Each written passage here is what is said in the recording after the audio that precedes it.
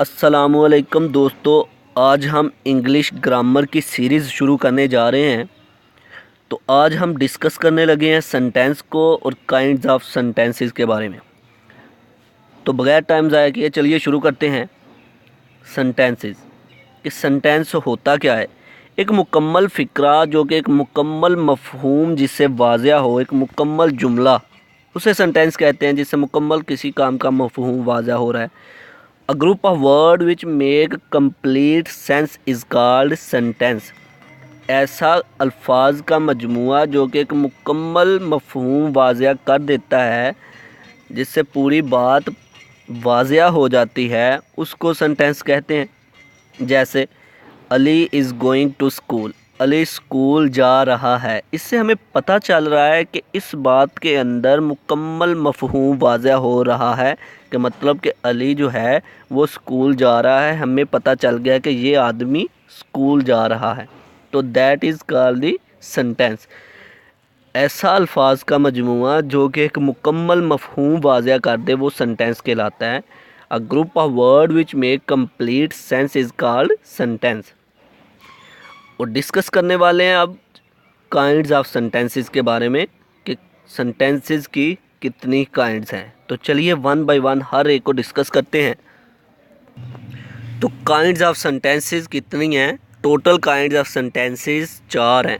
There are 4 kinds of sentences. First one is declarative और assertive sentence, interrogative sentence, imperative sentence and exclamatory sentence. ये 4 जो हैं kinds हैं sentences की। तो वन बाय वन हर एक को डिस्कस करते हैं। डेक्लरेटिव और असर्टिव सेंटेंस ऐसे सेंटेंसेस होते हैं जिससे कोई दावा किया जाता है, जिससे कोई स्टेटमेंट बनाई जाती है, मुकम्मल होती है। तो दीज आर कॉल्ड डेक्लरेटिव और assertive sentences. Those which make statement or assertion, these are called assertive sentences। जैसा कि Ali and Hasan set on a wall, ये एक मुकम्मल स्टेटमेंट कर रहे हैं, मतलब कि that is called assertive sentences और declarative sentences। तो these are called assertive sentences, those which make statement or assertion। ये फर्स्ट काइंड है सेंटेंस की। सेकंड आ जाती है इंटेरोगेटिव। इंटेरोगेटिव हम अक्सर लोगों से क्वेश्चन पूछते रहते हैं या लोग हमसे क्वेश्चन पूछते रहते हैं, तुम कहाँ रहते हो, क्या करते हो, क्या कमाते हो, कहाँ से आए हो, क्या कहाँ जाना है। ऐसे अक्सर हम डेली की रूटीन में हम लोगों से भी क्वेश्चन पूछते हैं और लोग हमसे क्वेश्चन पूछते रहते हैं। तो these are called interrogative sentences. ऐसे सेंटेंसेस जिसमें कोई क्वेश्चन पूछा जाता है, they are called interrogative sentences। Those which ask question are called interrogative sentences। Example है where do you live, तुम कहाँ रहते हो।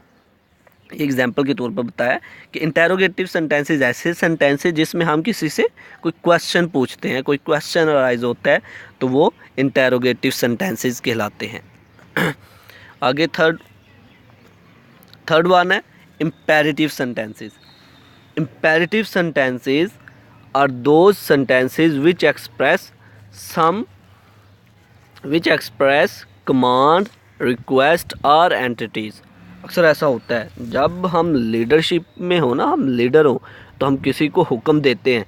जब हम कहीं फंसे हो ना तो हम रिक्वेस्ट करते हैं, दरख्वास्त करते हैं, कुछ इल्तिजा करते हैं किसी से कि हमें छोड़ दो या फिर ये काम कर लो या ये हो जाएगा। तो इस तरह के काम हम करते हैं।